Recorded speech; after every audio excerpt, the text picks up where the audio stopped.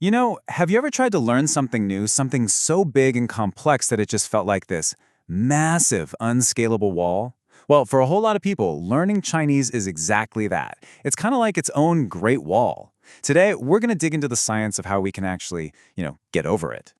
So Chinese is one of the most popular languages in the world to learn. But here's the thing, it also has one of the highest quit rates for beginners.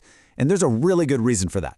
For most of us, it's not just a new language, it's a completely different way of thinking about words. So what exactly makes it so tough? Well, it's not just about memorizing new vocabulary. You're hit with a triple whammy right from the start. You've got to master tones, where how you say a word changes its meaning entirely. Then there are thousands of unique characters to learn, and on top of all that, you have to learn pinyin, which is a whole system just to help you pronounce everything. It is a lot to juggle right out of the gate. And look, this isn't just a hunch. The numbers are pretty staggering. Take a look at this data from a university in Slovenia. The dropout rate for first-year students was, in some years, over 80%. 80! That's not just a few people struggling. That's a sign that maybe the way we teach it is fundamentally broken. Okay, so this huge dropout problem got researchers thinking, is there a better way to do this? And it turns out there are two totally different philosophies when it comes to teaching Chinese. You could think of it as a tale of two classrooms.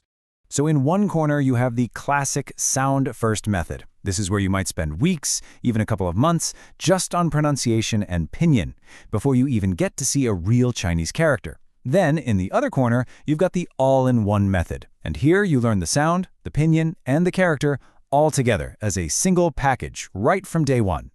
Now, that sound-first approach, it comes from an old-school learning theory called behaviorism.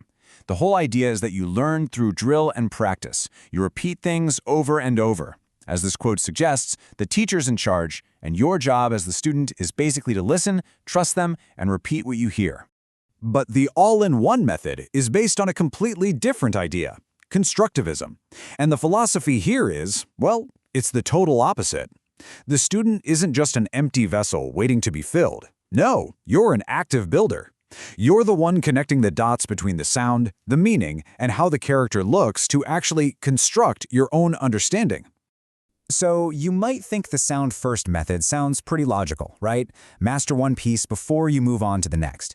But as it turns out, this approach has some really serious flaws that can actually end up sabotaging your progress. Okay, problem number one. Students get way too comfortable using pinyin. It becomes this phonetic crutch. So when they finally have to look at a real Chinese character without that pinyin hint, their brain just short-circuits. They've learned the sound, sure, but they haven't connected it to the actual visual form of the word. And here's the second issue. When you separate all these pieces, your brain has a really hard time building a complete picture of a word. Think of it like this. It's like trying to learn what a car is by studying only the tires for a month. Then you study just the engine for a month. You're learning all the parts in isolation, but you never really understand how they fit together to make a car. And honestly, this one's the real killer. Motivation.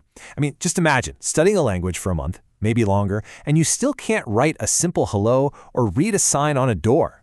It's so demoralizing. And it's a huge reason those dropout rates we saw are so incredibly high. People just feel like they're spinning their wheels and getting nowhere. So with these two competing ideas, how do we actually know which one is better? Well, staring down those awful dropout rates, the researchers at the University of Ljubljana decided, okay, enough with the theories, let's put this to the test. They set up a real-life experiment to find out once and for all which approach works. And this wasn't some lab experiment with flashcards. This was a real-world study with actual students in real classrooms over an entire academic year. That makes the results here pretty powerful. And they did it properly, scientifically. They set up what's called an experimental case study. Basically, they made two groups of beginner students. They kept everything else the same. Same teacher, same textbook, same class time, but they changed one really crucial thing, the teaching method. This way, they could see what difference the method itself really made. So here's the setup. They had a control group with 21 students. This group was taught using that traditional sound-first method. And then they had the experimental group with 12 students who were taught using the all-in-one method. The big question was, after a whole semester, which group was going to be better off?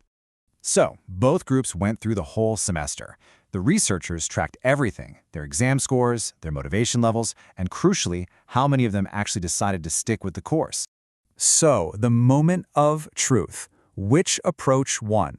Was it the traditional, step-by-step, sound-first method, or was it the holistic, all-in-one approach?